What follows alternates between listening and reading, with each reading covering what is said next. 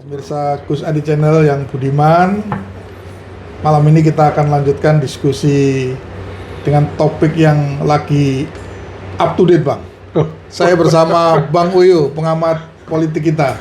Salam jumpa kembali pemirsa. Oke, lebih menjurus ke konstitusi, Bang. Iya siap Gus. Juga disinggung tadi bahwa pasca reformasi ini ekonomi kita ini sangat liberal, bahkan neoliberal lah.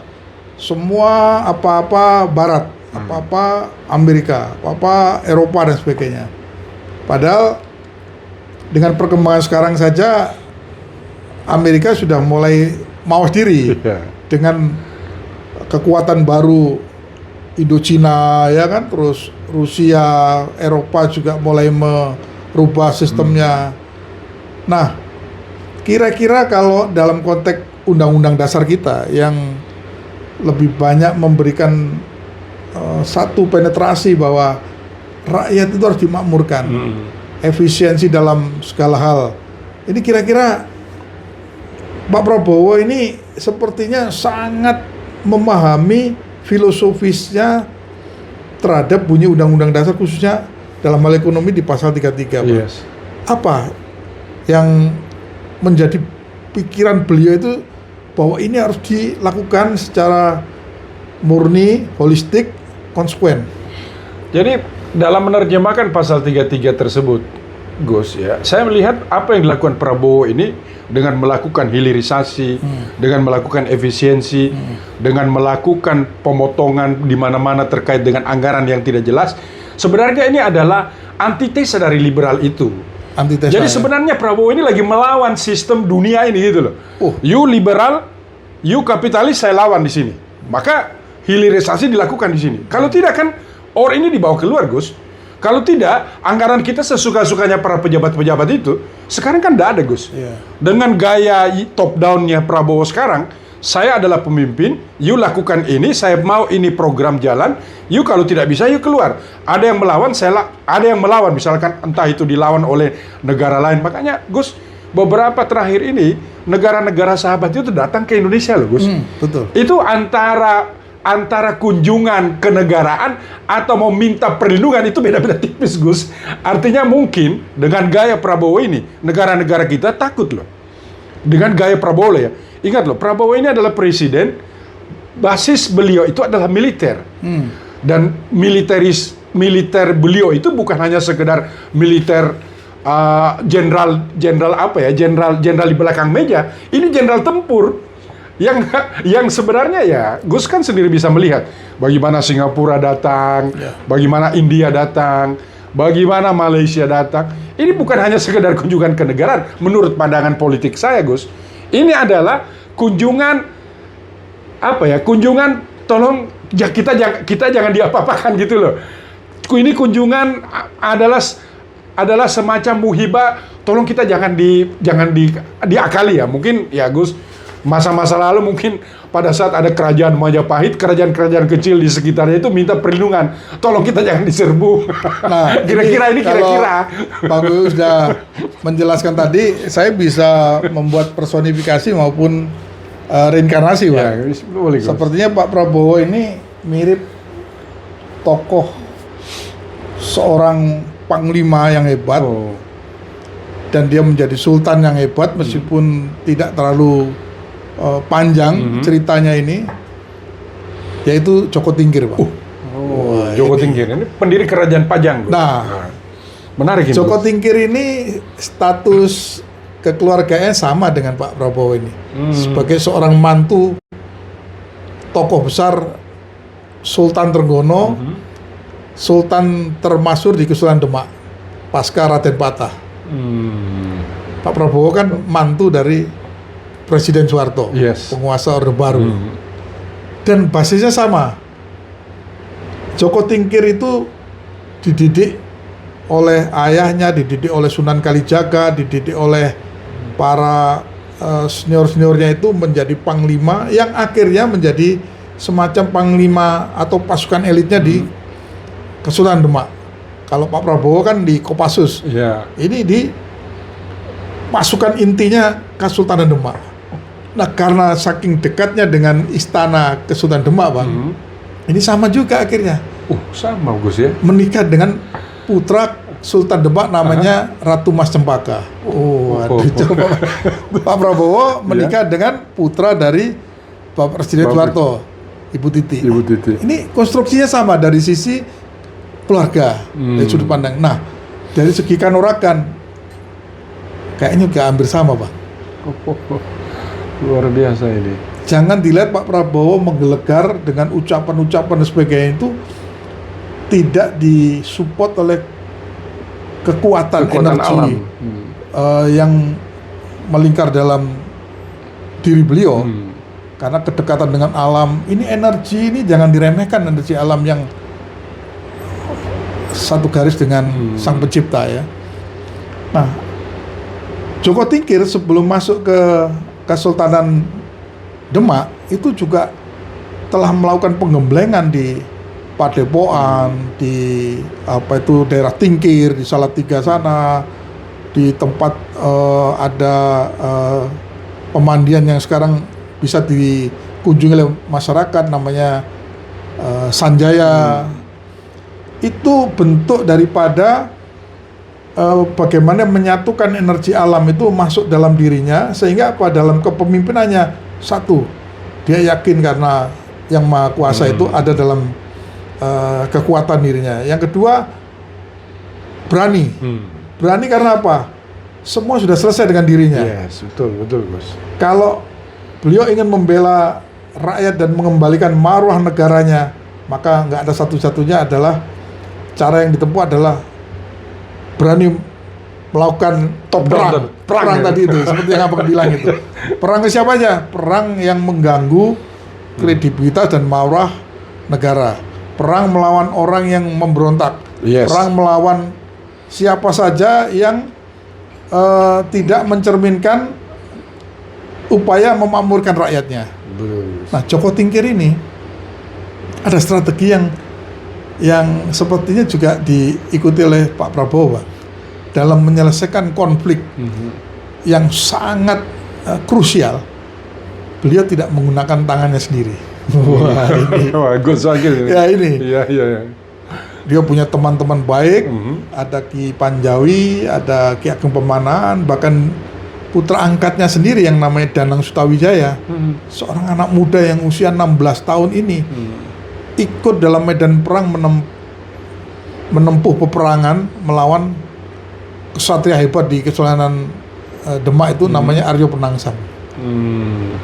Hanya satu pesan dari Joko Tingkir untuk bisa mengalahkan itu, bahwa Aryo Penangsang akan kalah dengan pusaka yang dia titipkan, namanya tombak Kiai Pleret. Nah, strategi berikutnya Ki Ageng Pemanahan itu dengan strategi bagaimana caranya Danang Sutawijaya ini harus mengendarai seekor kuda betina yang pada saat itu masa-masa birahinya meningkat kesuburannya. Waduh.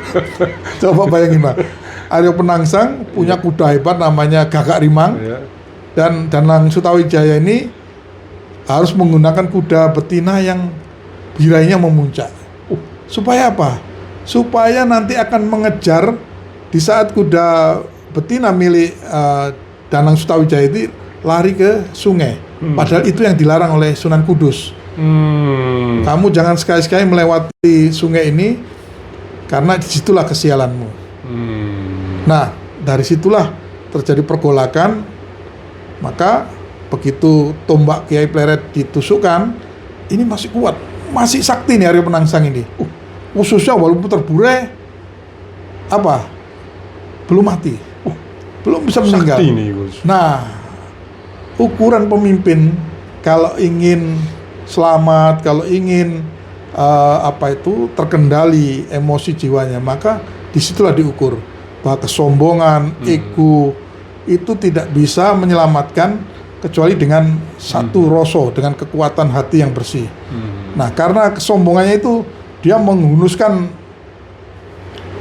kerisnya, setan kober. Nama kerisnya itu setan kober itu. Ditariklah, akhirnya ususnya malah terburai, malah terputus. Dan disitulah terjadi kematiannya itu. Arya Penangsang itu.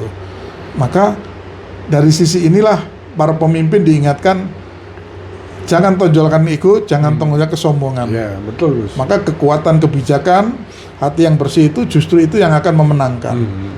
Satu sisi buat Pak Prabowo itu mampu mengendalikan diri dan mampu melakukan satu strategi yang baik untuk bisa memenangkan perang ini. Satu, teamworknya harus baik, intelijennya jalan, strategi dan orang-orang di sekelilingnya ini bukan orang sembarangan juga. Betul. Harus indirect place. Jadi sesuatu yang didudukkan itu memang harus sesuai bidangnya. Supaya apa? Dia mampu menerjemahkan yang seperti Abang bilang tadi, ada keterlambatan dalam menjalankan perintah-perintah Pak Prabowo. Sehingga tidak bisa mengikuti banyak aspek-aspek kebijakan yang seharusnya ini berjalan cepat, ada hambatan. Tapi nggak apa-apa, ini kan bagian dari proses yang masih menuju 2 tahun ini. Nah, mudah-mudahan dengan tampilnya tokoh Joko Tingkir yang bisa menyerupai daripada Presiden Prabowo ini, itu akan membuat satu marwah negara kita ini akan bangkit, Bang. Ya, betul itu, Gus. Nah, sekarang apa dalam benak Abang ilustrasi dari ketokohan Joko Tingkir terhadap figur Pak Prabowo? Jadi kalau kita sinergikan ya cerita Gus tadi itu terkait dengan profiling Joko Tingkir dengan Prabowo, sebenarnya ada persamaan yang sangat bagus yang bisa kita relevansikan hari ini. Pertama itu adalah gini, Gus. Dua orang ini memiliki sifat yang sangat kuat sekali untuk melakukan reformasi. Dan reformasi yang didengungkan atau dideklarasikan oleh Prabowo ini sifatnya perang gitu loh. Oh, sifatnya perang ya. Nah, perang ini apa sih? Perang ini adalah total fight, total commander. Dia pingin Prabowo itu saya komandan sendiri, tidak boleh lagi ada yang lain ya. Dan di dalam perintah, di dalam semua gerakan perang ini cuma ada 3 gerakan. Satu itu memerintahkan perang itu sendiri. Yang kedua, tidak boleh ada kompromi. Ya kan tidak boleh ketika kita mulai perang, lalu tiba-tiba kita berdamai kan tidak boleh. Tidak ada kompromi. Yang ketiga, tidak mungkin ada perintah tambahan di tengah pertempuran itu. Nah itu. Jadi konsisten ya. Jadi konsisten. Jadi total commander itu dalam sebuah perang ya itu. Dan itulah yang ditampilkan oleh Prabowo sekarang. Kalau kita lihat dari gerakan beliau itu cuma ada 3 pesan. Pertama, hancurkan, ratakan, lindungi. Bagaimana cara mengatasi sabotase? Nah, itulah. Nah, dalam berhadapan dengan kekuatan sabotase yang dilakukan oleh lawannya, itu tadi yang saya katakan. Ada 3 aksi yang akan dilakukan oleh Prabowo. Hancurkan, ratakan, lindungi. Nah, ini apa artinya ini? Hancurkan musuhnya.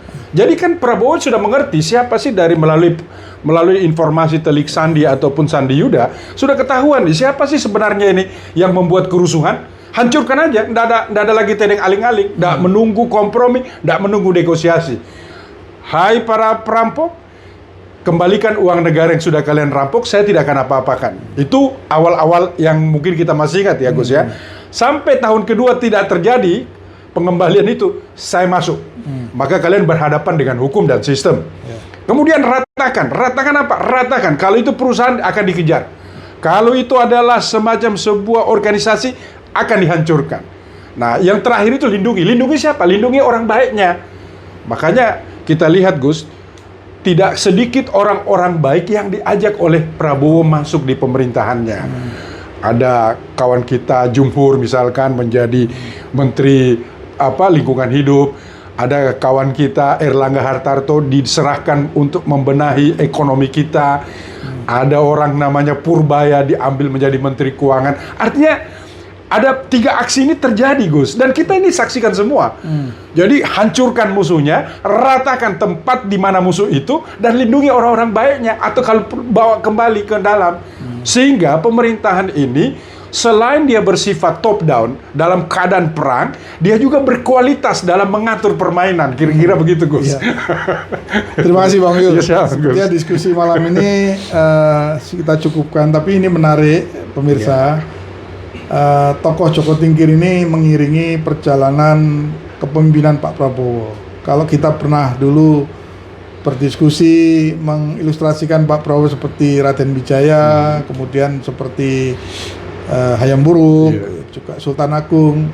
Ke depan saya akan coba bagaimana menganalisis apa pemikiran-pemikiran out of the box-nya Pak Prabowo ini dengan tokoh kerajaan kita lainnya, Bang, yaitu Jayabaya. Nah, ini saksikan di diskusi berikutnya. Nah, terima kasih pemirsa semuanya, semoga sehat selalu. Assalamualaikum warahmatullahi wabarakatuh. Waalaikumsalam warahmatullahi wabarakatuh.